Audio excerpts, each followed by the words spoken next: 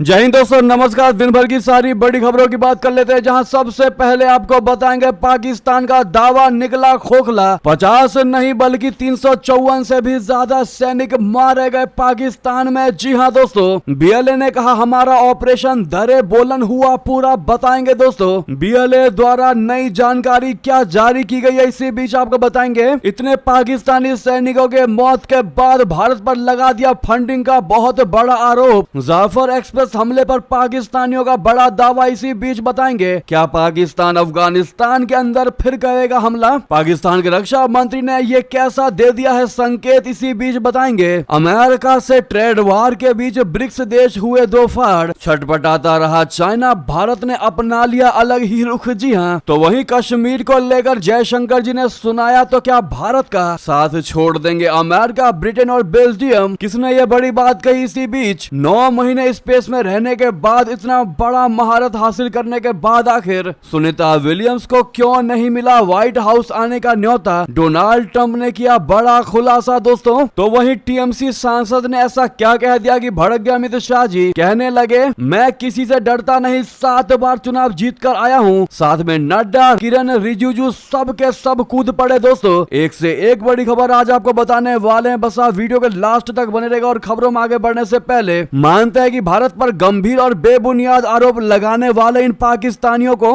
जवाब मिलना ही चाहिए और इनकी औकात इनको पता चलनी चाहिए। तो वीडियो को लाइक करके, चैनल को सब्सक्राइब करके, बेल आइकन दबा के कमेंट में जय हिंद अवश्य कह दीजिएगा। बात कर लेते हैं पहली और सबसे बड़ी खबर की, जहां पाकिस्तान का दावा निकला खोखला। 50 नहीं बल्कि 354 से भी ज्यादा मारे गए पाकिस्तानी सैनिक। बीएलए ने कहा हमारा ऑपरेशन दरे बोलन हुआ पूरा। जी हाँ, बलूचिस्तान लिबरेशन आर्मी यानी बीएलए और पाकिस्तानी सेना के बीच लगातार संघर्ष जारी है। अपनी आजादी की मांग को लेकर दशकों से पाकिस्तान के खिलाफ लड़ रही बीएलए ने हाल ही में 400 मुसाफिरों से भरी ट्रेन को हाईजैक कर लिया था, जिसके बाद सेना और विद्रोहियों के बीच भारी मुठभेड़ हुई। इस संघर्ष में पाकिस्तानी सैनिकों, बीएलए लड़ाकों और यर्ग माल बनाए गए मुसाफिरों समेत 50 से ज्यादा लोग मारे गए। हालांकि अब बीएलए ने चौंका देने वाला दावा करते हुए कह दिया है कि पाकिस्तानी सेना अपनी हार छुपाने के लिए झूठ और धोखे का सहारा ले रहा है। दोस्तों बीएलए के मुताबिक ये लड़ाई बलूच स्वतंत्रता संग्राम का हिस्सा है और वे किसी भी हाल में अपने लक्ष्य से पीछे नहीं हटेंगे। बीएलए ने अब खुलासा कर दिया है बयान देते हुए कि इस ऑपरेशन में पाकिस्तानी सेना को बहुत बड़ी हार का सामना करना पड़ा है और इस ऑपरेशन में 354 से भी ज्यादा पाकिस्तानी सैनिक मारे गए हैं। और पाकिस्तान ने जो कहा है कि उसके मात्र 13 लड़ाकों की मौत हुई है, जिस पर बहुत बड़ा खुलासा कर दिया है दोस्तों। बीएलए ने पर्दाफाश कर दिया है पाकिस्तान की आर्मी और पाकिस्तान के हुक्मरान शहबाज शरीफ के झूठ का। जी हां, एक्सपोज कर दिया है बीएलए ने पाकिस्तान को। दोस्तों इस पर आपकी क्या निजी राय है बताइएगा जरूर। लेकिन आपको बता दें, जाफर एक्सप्रेस हमले पर पाकिस्तानियों ने अब बड़ा दावा किया है। बीएलए की इंडिया से हो रही है फंडिंग जैसे गंभीर और बेबुनियाद और झूठे आरोप लगा दिए हैं भारत पर दोस्तों। यहां तक कह दिया है कि वो लोग ट्रेनिंग लेकर आते हैं। पाकिस्तानी जनता ने आरोप लगाया है कि बलूचिस्तान और केपीके के लोग बिक जाते हैं। बलूचिस्तान में जाफर एक्सप्रेस ट्रेन को हाईजैक किए जाने के बाद से बलोच लिबरेशन आर्मी को लेकर पाकिस्तान की चिंता बढ़ी है। इस बीच पाकिस्तानी अवाम से जब इन मुद्दों पर बात की गई तो उन्होंने भारत पर ऐसे ग्रुप्स को फंड देने का आरोप लगाया है। उनका दावा है कि यूरोप, अमेरिका और इंडिया बीएलए को पैसा दे रहे हैं, जिसका इस्तेमाल ये ग्रुप्स पाकिस्तान के खिलाफी कर रहे हैं। पाकिस्तानी यूट्यूबर शोएब चौधरी ने पाकिस्तानी अवाम से जाफर एक्सप्रेस हाईजैक और दहशतगर्दों के हमलों को लेकर बात की। इस पर पाकिस्तानियों ने कहा कि इन समूहों को पैसे किससे मिलते हैं, कौन दे रहा है, यूरोप दे रहा है, अमेरिका दे रहा है, इंडिया दे रहा है। उन्होंने पाकिस्तान के पंजाब प्रांत के लिए प्रस्तावित कालाबाग डैम का जिक्र करते हुए कहा कि वो क्यों नहीं बनता, क्योंकि सियासतदानों को पैसे दिए जाते हैं। इंडिया और अमेरिका सबसे ज्यादा पैसे देते हैं ताकि कालाबाग डैम ना बने। उन्होंने कहा कि पाकिस्तान के एक एक बच्चे को पता है कि कौन पैसा ले रहा है, कौन इस्तेमाल कर रहा है और इस बीच किसको फंसाया जा रहा है। बस लोगों का दिल नहीं है सच बोलने का। दोस्तों उन्होंने यहाँ तक कह दिया कि बीएलए के लोगों को पाकिस्तान ने ईरान से पकड़ा, जो वहाँ जंगलों में छिपकर बैठे थे। उन्होंने आरोप लगाया कि ये लोग ट्रेनिंग लेकर भारत से आते हैं, ट्रेनिंग लेने भारत जाते हैं और यहाँ पर आकर आतंक मचाते हैं। दोस्तों इतना बड़ा और इतना झूठा आरोप भारत पर लगाया है इन पाकिस्तानियों ने, जबकि भारत हमेशा से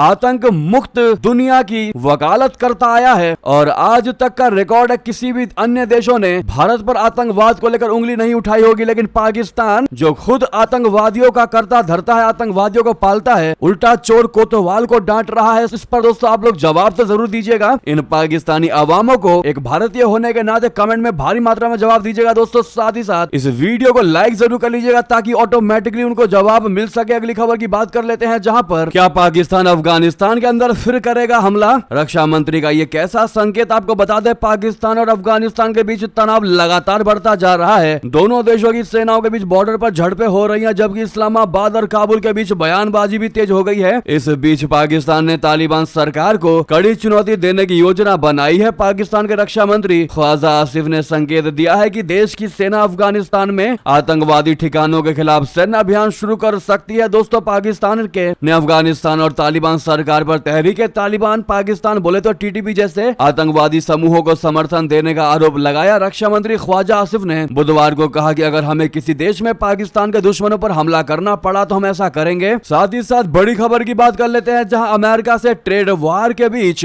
ब्रिक्स देश हुए दो फाड़। छटपटाता रहा चाइना, भारत ने अपना लिया एक अलग ही रुख। बता दें, ब्राजील, रशिया, भारत, चाइना और दक्षिण अफ्रीका की अगुवाई में बने संगठन ब्रिक्स के सदस्य देश डॉलर की जगह अपनी मुद्रा अपनाए जाने के मुद्दे पर दो फाड़ हो गए हैं। पिछले साल रशिया के कजान शहर में अक्टूबर में ब्रिक्स देशों के शिखर सम्मेलन के बाद से इस पर चर्चा होती रही है कि ब्रिक्स देश डॉलर की जगह अपनी नई मुद्रा अपना सकते हैं। लेकिन इस साल जनवरी में डोनाल्ड ट्रंप के अमेरिका के राष्ट्रपति बनने के बाद जहां पूरी दुनिया में ट्रेड वॉर छिड़ चुका है, वहीं अब ब्रिक्स देश नई मुद्रा पर आपस में बट गए हैं। भारत ने इस तरह की मुहिम में कोई रुचि नहीं दिखाई है और खुद को अलग कर लिया है। विदेश मंत्री जयशंकर जी के मुताबिक अमेरिकी डॉलर को कमजोर करने में भारत को कोई दिलचस्पी नहीं है। उन्होंने ये बात तब कही है जब उभरती अर्थव्यवस्थाओं के समूह ब्रिक्स के सदस्य देश डॉलर के मुकाबले किसी भी तरह के वैकल्पिक भुगतान प्रणाली पर कोई साझा निर्णय लेने में असफल रहे हैं। पिछले दिनों ब्रिटेन और आयरलैंड की 6 दिवसीय यात्रा के दौरान लंदन स्थित थिंक टैंक चैथम हाउस में जयशंकर जी ने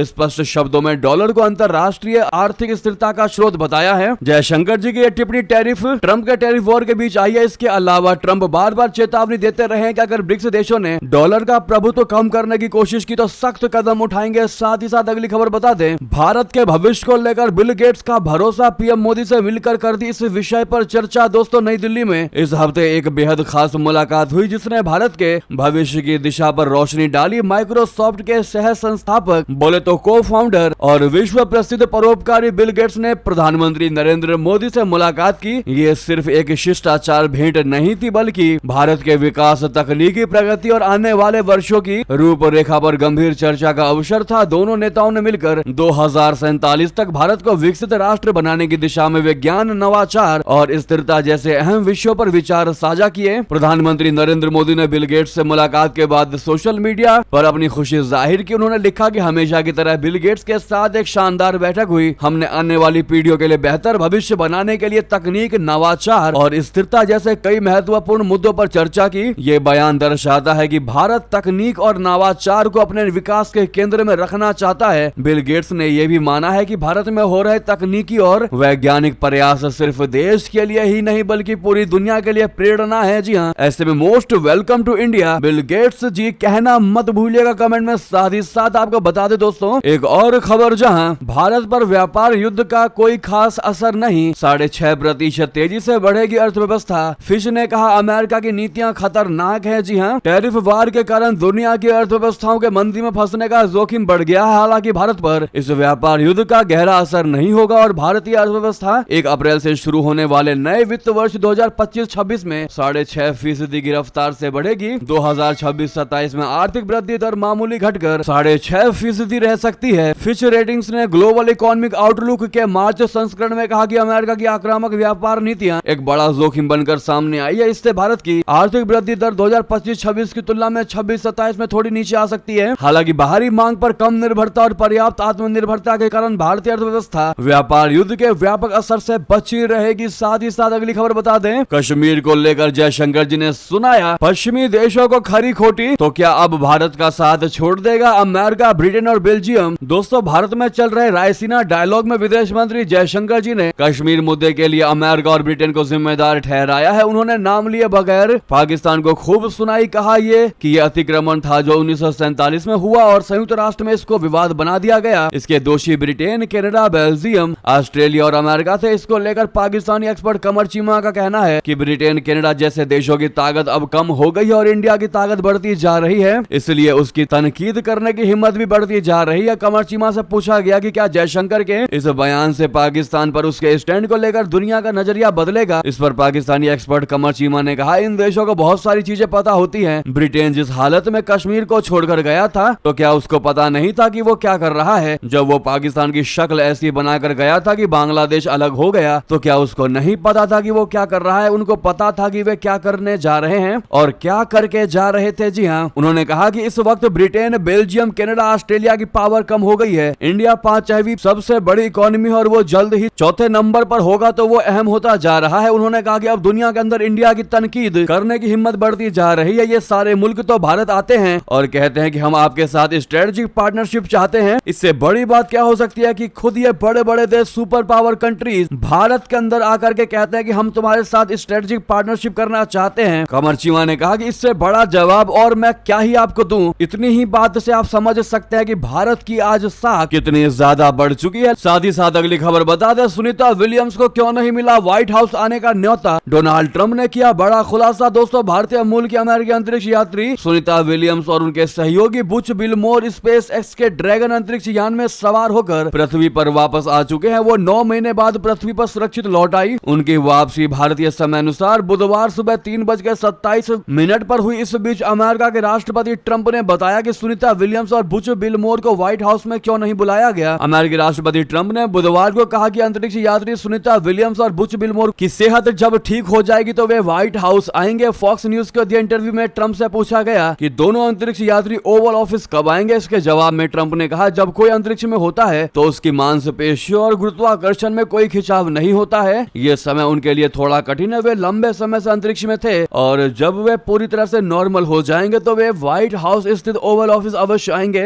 सुनीता विलियम्स और बुच बिलमोर के धरती पर लौटने के बाद ट्रंप ने कहा कि मैंने जो वादा किया था उसको पूरा किया। उन्होंने कहा कि प्रेसिडेंट बनने के बाद जब मैं ऑफिस में आया तो मैंने सबसे पहले एलोन मस्क से कहा कि हमें उन्हें सुनीता विलियम्स और बुच बिलमोर को वापस लाना ही होगा। बाइडेन ने उन्हें छोड़ दिया है, अब वे वापस आ गए हैं। जब वो बेहतर हो जाएंगे तो वे ओवल ऑफिस यानी राष्ट्रपति ऑफिस में आएंगे। जी हाँ दोस्तों, आपको बता दें कि एलोन मस्क जो है वो जो बाइडेन के कार्यकाल में भी उन्होंने सुनीता विलियम्स और बुच बिलमोर को वापस लाने की बात कही थी, लेकिन किसी वजह से बाइडेन सरकार के साथ एलोन मस्क की ठन गई, जिसके बाद इस फैसले को रोकना पड़ गया। लेकिन दोस्तों, डोनाल्ड ट्रंप के आते ही नासा ने और स्पेस एक्स यानी एलोन मस्क ने कमाल कर दिखाया। इस पर आप इसका सबसे बड़ा दोस्तों क्रेडिट आप किसको देना चाहेंगे, कमेंट में नाम अवश्य लिखिएगा। देखते हैं भारत की जनता चाहे इस खबर को कहीं से भी देख रही हो, इस मुद्दे में क्रेडिट किसको देती है। दोस्तों जरूर कमेंट करिएगा और अभी तक इस वीडियो को लाइक नहीं किया है तो सुनीता विलियम्स के धरती पर लौटने के लिए खुशी जताते हुए वीडियो को लाइक जरूर कर दीजिएगा। नेक्स्ट खबर की बात करते हैं, जहां हसीना के हटने के बाद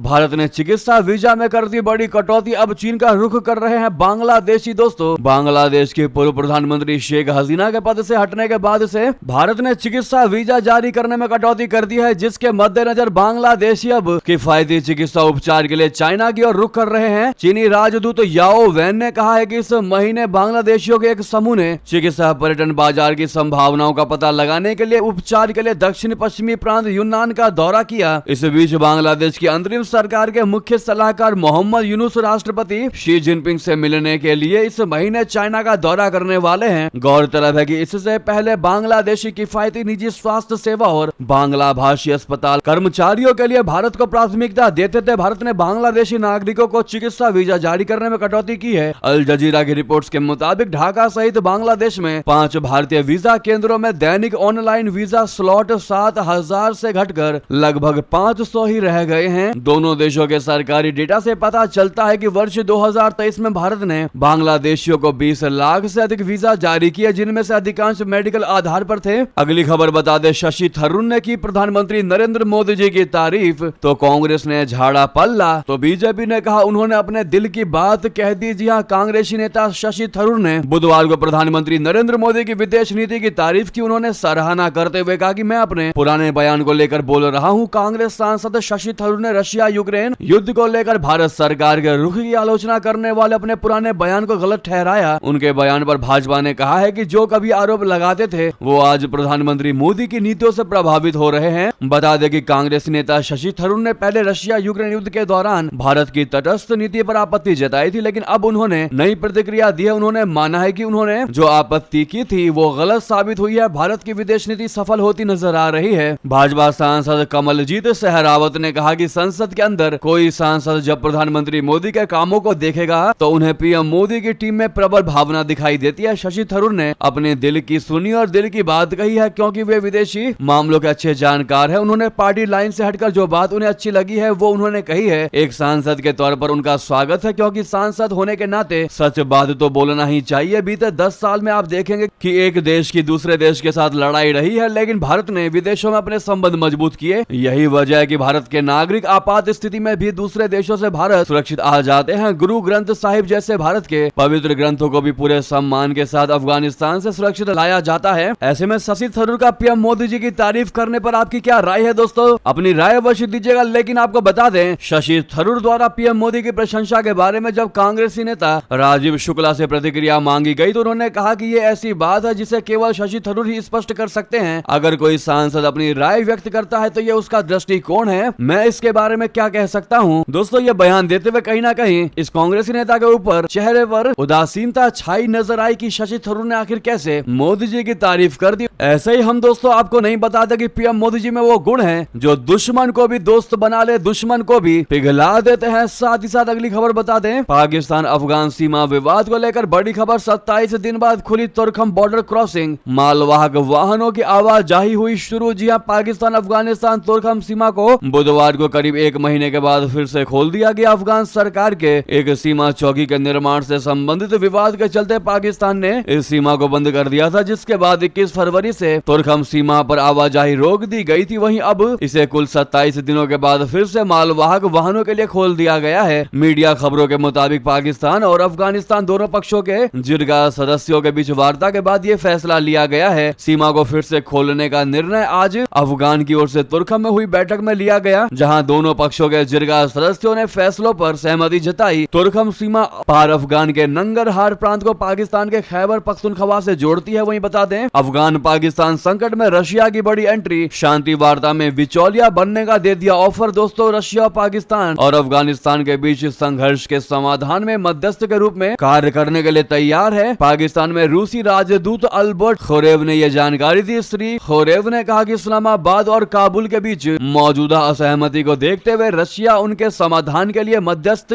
के रूप में कार्य करने के लिए तैयार है, अगर दोनों पक्ष इसे उचित समझते हैं तो। जी हाँ, साथ ही आपको बता दें, भारत मलेशिया साझेदारी को नई ऊंचाई पर ले जाने की तैयारी। दोस्तों, मलेशिया के निवेश, व्यापार एवं उद्योग उप मंत्री वाई बी लियू चिन तोंग ने बुधवार को कहा कि उन्हें 2025 के अंत तक आसियान भारत वस्तु व्यापार समझौते की समीक्षा के पूरा होने की उम्मीद है। लियू ने पीटीआई भाषा से कहा कि इस साल मलेशिया आसियान का अध्यक्ष और आसियाना भारत व्यापार समझौते का समन्वयक है। हमें उम्मीद है कि इस साल के अंत तक व्यापार समझौते की समीक्षा को अंतिम रूप देने की हमारी आकांक्षाएं पूरी होंगी। मलेशिया आसियान के भीतर भारत का तीसरा सबसे बड़ा व्यापारिक साझेदार है। दोस्तों, इसी बीच आपको बता दें, व्लादिमीर पुतिन के बाद डोनाल्ड ट्रंप की जेलेंस्की से हुई बात। यूक्रेन रशिया जंग पर 1 घंटे चली चर्चा। जी हां, डोनाल्ड ट्रंप और रशिया के राष्ट्रपति व्लादिमीर पुतिन की फोन पर बातचीत के बाद अब यूक्रेन के राष्ट्रपति व्लादिमीर जेलेंस्की ने अमेरिका के राष्ट्रपति को फोन किया। दोनों नेताओं ने यूक्रेन में संघर्ष विराम के मुद्दे पर चर्चा की। माना यह जा रहा है कि इस दौरान पुतिन के साथ हुई बातचीत की जानकारी भी ट्रंप ने जेलेंस्की को दी। राष्ट्रपति ट्रंप ने भी अपने एक सोशल मीडिया पोस्ट में जानकारी दी है कि उन्होंने यूक्रेन के राष्ट्रपति जेलेंस्की से बात की है। यूक्रेनी राष्ट्रपति जेलेंस्की के प्रवक्ता ने बताया कि यूक्रेन के राष्ट्रपति अमेरिकी राष्ट्रपति ट्रंप के साथ टेलीफोन पर बातचीत चल रही है। रशिया के राष्ट्रपति व्लादिमीर पुतिन ने मंगलवार को यूक्रेनी ऊर्जा सुविधाओं पर हमलों को अस्थायी रूप से रोकने पर सहमति जताई थी। अब यूक्रेनी राष्ट्रपति जेलेंस्की ने भी बताया कि उनकी डोनाल्ड ट्रंप के साथ सकारात्मक बातचीत रही। इसी बीच 37 महीने में पहली बार दोनों देशों ने एक दूसरे के बंदियों को छोड़ा है। दोस्तों, 175 बंदी छोड़े गए हैं। शांति बहाली की पहली पीढ़ी, पहली सीढ़ी चढ़ चुके हैं ये दोनों देश। दोस्तों, रशिया और यूक्रेन में तनाव की खबरों के बीच बुधवार को दोनों देशों ने एक बड़े पैमाने पर कैदियों की अदला बदली कर ली। रिपोर्ट्स की माने तो इस दौरान कुल 175 कैदियों की अदला बदली की गई है और ये पहली बार दोनों देशों के बीच कैदियों का आदान प्रदान हुआ है, जो कि शांति बहाल करने की दिशा में सकारात्मकता की ओर इशारा कर रहा है। दोस्तों, साथ ही साथ अगली खबर आपको बता दें, शंभू और खनौरी बॉर्डर 13 महीने बाद हुआ खाली। डल्लेवाल समेत करीब 700 किसान हिरासत में, पुलिस ने बुलडोजर से तोड़े टेंट। दोस्तों, पंजाब पुलिस के हजारों जवान किसानों को हटाने में लगे। इंटरनेट बंद प्रदर्शनकारियों ने